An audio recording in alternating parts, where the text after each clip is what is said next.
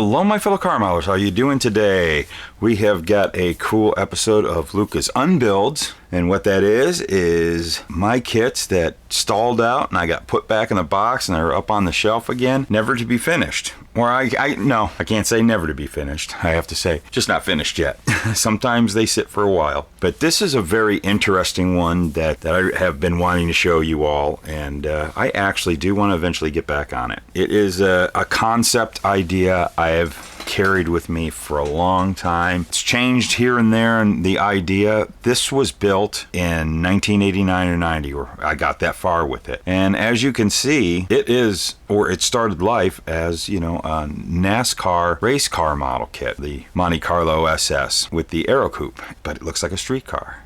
So this is a cool concept I've always had, and I've wanted to bring into my real car world forever. It's been a dream project of mine I've never been able to do, and I've just always wanted a race car that's been converted to be street legal, and you drive it on the streets. I just think that whole idea is just so cool. Something I've always wanted to do since an incident that happened in 1988.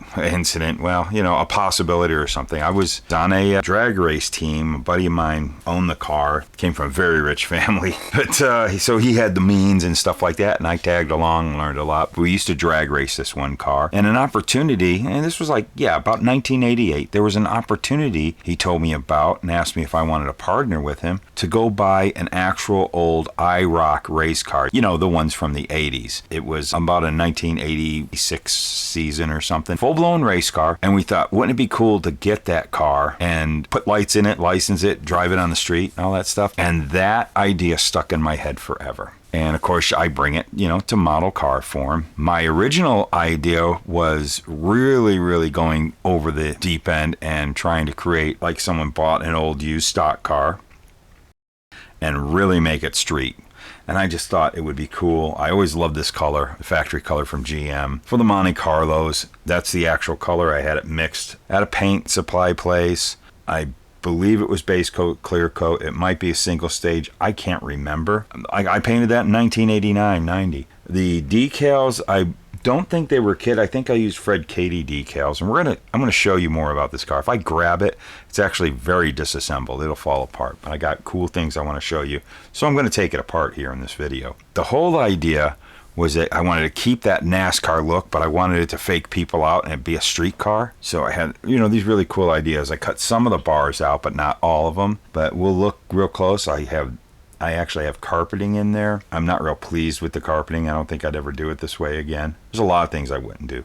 We got the trunk that opens up. I had a different set of wheels, but I got just stock car wheels stuffed in there. But these are street tires. These are these BF Goodrich, and we'll look at them closer. These are these BF Goodrich tires that used to be available in the 80s. You could buy them, just as a set of wheels and tires from ARI or ARII, a Japanese company that put them out. I always loved those. Those were the best BF Goodriches. Unfortunately, they're 24 scale, so they only really work on 24 scale cars. I've tried to put them on 25 scales, and they just look too big. But what do you see, these tires? They're just like the best. There's a lot of companies today, a lot of 3D printer guys that are making some really nice BF Goodriches now. Check with Joel over at Iceman Collections. Yep, I said it, Joel. I said it right. So I believe he's making a really neat set of BF Goodriches. Let's just take a look at this thing real close. It really was a cool concept.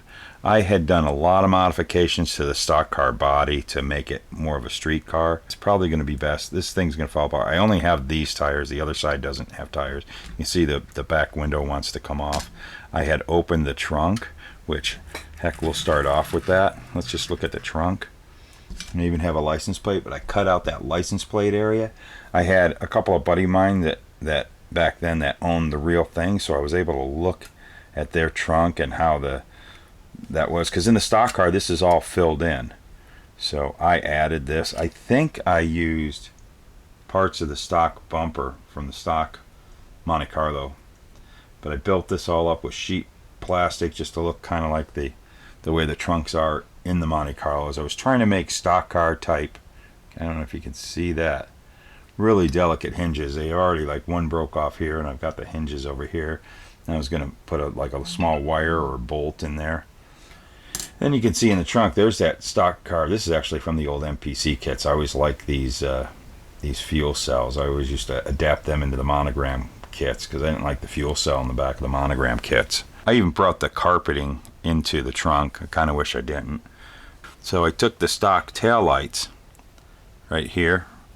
I actually had to cut a piece of this fender extension from the stock car kit so that this lens would lay in there flush. It's not really upright, you know, it needs to be glued, but it actually laid in there flush like the street car. So this was going to have tail lights, which brings us to the front of the car. You see I don't have any wheels on the back, I mean wheels and tires on the front. I had taken the stock car nose, it's a little messed up right there.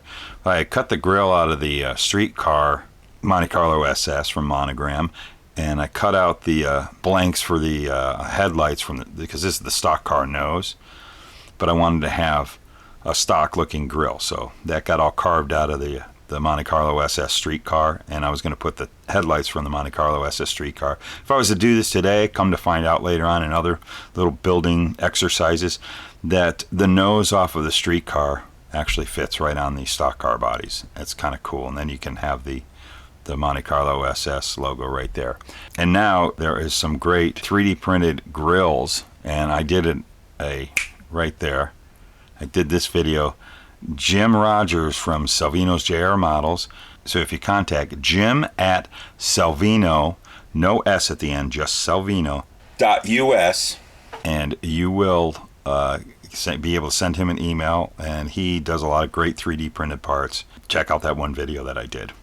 So this is kind of rough, and if I was to get back down this, I probably would put one of Jim's grills into there. I won't use that. I kind of, over the years, we lost a little piece of it right there, so, but it's not glued in, it just pops right out, and it's gone. It's hit the floor, it's all over with, it's done.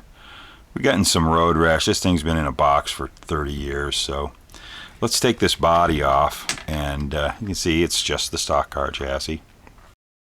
But as you can see, I cut a lot of the bars out. This is crushed velvet I bought from, yeah, I think that's what it is, crushed velvet. I bought it from a craft store in the 80s, and I just thought it was a great looking carpeting, but it's tough to cut, and after you cut pieces and place them in there, and it's not really that great. You see the seams, and it kind of frays on the end real bad, but it's something that might work out. It's a little thick, but I just thought it gave a good, I didn't like flocking back then, and I'm not a big fan of flocking. I seem to always do it wrong. I thought it was a better option. If I was to do one of these now, I probably would just leave it bare and not put carpet in there. But I was really trying to make this more of a street car, an old race car that they really wanted to be comfortable like a street car, like you could make a race car comfortable like a street car. And of course, it's got the stock Monte Carlo SS seats in there. I believe that's what those are. They probably are. Not done very well. I think I just got them placed in there. They need a lot of work. The seams. I wasn't that good of a model builder back then. I didn't do real good getting rid of injection pin marks. My fuel cell, here's that MPC from the old MPC kits. There's the fuel cell. Some of you old-time NASCAR model builders recognize that. I bought up a bunch of those to raid parts out of, and I always loved these things at the time. But you can see some of my brake wiring I was doing. I was going to detail it up, I guess, but pretty basic. There's my hand-painted gauges. I just have always been a fan. I'll hand-paint gauges over putting decals in there. It's something I enjoy. It might not look as nice, but I think I get the good look of. I think it looks good. Anywho, yeah, geez. Over 30 years ago, I got going on this project, and there's those tires. Let's take a look at these. These things are so cool. I may have showed these before, but look, I've talked about these on the channel before. A little bit of white paint on there. That was probably Tester's flat white. They seem to be fine. Didn't really react bad to the rubber. They're very squishy. I have made molds of these so I can make copies in resin to use on other projects. Matter of fact, I think I got one right here. Here's one of my resin copies. No, I don't sell them. I would consider it, but quite honestly, there's so many 3D printing guys that are doing excellent tires now, and they can do them way cheaper than I could produce these and sell to you. I would have to ask a lot more money. But and plus, and this was a default one, but I wouldn't care if I'd probably put that in a car and have that stuck up in the fender. But yeah, these were such a cool set of tires you could buy. Back looking at the body, I loved having that look of the factory striping and the factory color on a stock car. I love that idea. And real quick, this was the engine that I was doing, which this actually came out of the Monte Carlo SS kit. It was an option to do the Corvette two-port fuel injection, which back when I was building this, I was a huge fan. I still am. I love this. I think it's the prettiest fuel injection setup. And that race team I was telling you, we ran an 88. It was either an 86 or 88 Trans Am. And it was a street legal car that was just, I think, hopefully, if I have a picture of it, I'm going to put it right there, doing its burnout at Firebird. We drove that car to the track. We never trailered it. It was street legal. We ran a really amazingly built up stroker engine with this two-port fuel injection and all kinds of modified parts. So I really knew these well, and I loved this two-port fuel injection so much. So that's what pushed me to want to put it in this car. And of course, if you see here, I even put what wasn't on the Monte Carlo's two-port fuel injection. Monogram did such a nice job on those. Chevrolet, not only they did a beautifully aesthetic looking job, I think that's one of their greatest works of art on the engines, my personal opinion. So I wanted this car to have that because, again, I was taking a race car, trying to make it as street legal as possible and friendly to drive, even though still the guy who would drive it would still have to pop through the window. You're watching the Luka Cee channel on YouTube. This has been a thing for me, a dream of mine to actually build a real one. Don't know what. I actually have a race car, kind of an incompleted race car in my backyard that I want for the chassis parts and the roll cage and all that. And cars now, I'd like to get like a Monte Carlo or a Buick Regal or something like that, but those things are so expensive now. I've been looking for a donor car for years that would be reasonably priced, and I've kind of given up on that little dream of doing that. It's just, I'd want to do a car that is a 70s or 80s car, but more so, and now the cars are so expensive. You used to be able to pick up an old Winston Cup car cheap. Then, the guys were buying them and restoring them, and I actually was in that business for a while where I restored vintage race cars, and the prices are just through the roof now. And they're so old now. You can find some modern ones, but the modern cars just don't do it for me. Although these new next-gen cars, if you could buy one of those, I'd do one of those up street legal. That might be an idea. Take a Salvino's JR Models 22 Chevy Camaro or something, make it look like a street legal car, or like someone converted one into being a street legal car. How fun would that be to blast one of those around your hometown, huh? Just a thing I just always wanted to do. It would have been so cool to have gotten a hold of that IROC. That would have been fun.